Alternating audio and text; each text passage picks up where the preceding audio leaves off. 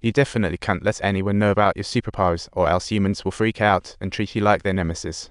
So, Clark's dad dropped a big truth bomb. He's from outer space. Dad gave him back his identity badge, hinting that to solve the family mystery, it's on Clark to figure it out. But after all these years, grown-up Clark still has left the nest. But one fateful day, a tornado swooped in and changed everything. Dad was trapped under the car door, saving the dog. Clark tried to use his powers, but Dad stopped him, willing to die rather than let Clark become a public enemy. And just like that, Dad was gone in the whirlwind. Heartbroken and furious, Clark swore he would uncover his true identity. Years later, Clark stumbled upon a spaceship hidden under Arctic ice, found a black key with an S on it, and spotted a shadowy figure. Turns out, reporter Lois followed him in, snapping pictures of the unfamiliar robot, which promptly decided to play attack mode when the flash went off. Hearing the commotion, Clark rushed over and squished the robot into scrap metal like it was a soda can. Then he checked on Lois and saw she was bleeding. Clark told her he could give her a painless treatment, and then the spaceship zoomed off in front of the research team, leaving Lois behind like some kind of unfortunate cliffhanger. In the ship, Clark saw his dad Jor-El's hologram, Krypton's engineer. Jor-El used high-tech wizardry to tell Clark the history of Krypton, claiming the ship was once an exploration vessel. The ship held the last living embryos of Krypton, but Jor-El thought Clark was destined to be the future of both Krypton and Earth. They had gifted Clark an awesome suit and said the symbol on his chest represented hope back on Krypton, so Clark strutted out of the ship in style. He was ready to redefine his purpose. It was the first time Superman looked up at Earth's sky with intention. After psyching up, Superman soared thousands of meters, creating impact craters.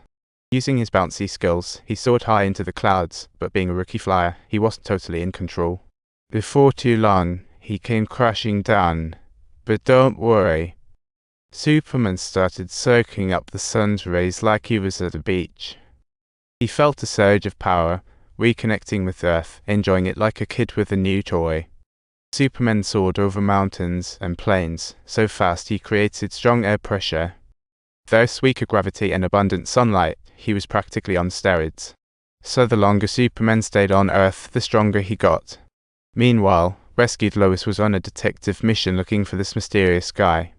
Lois finally tracked down Clark's crib, and he sensed she was harmless, so he laid out his story for her. Earth wasn't quite ready for Superman yet. Clark knew he needed to wait it out. After sending Lois on her way, he wandered around for a while. Finally back with his mom, and with his identity revealed, Clark just wanted to chill with her. But surprise! Another alien spaceship showed up. Because Superman activated the exploration ship, Zod located him and warned Earth, hand over Superman or face catastrophic consequences. The next day, in the news, journalist Lois confirmed the identity of this so-called Superman. Before Lois could escape, she got snagged by the FBI. Oops. To keep the public calm, Superman needed to rescue Lois. Superman appeared before the military, confidently handcuffed himself to show no hostility.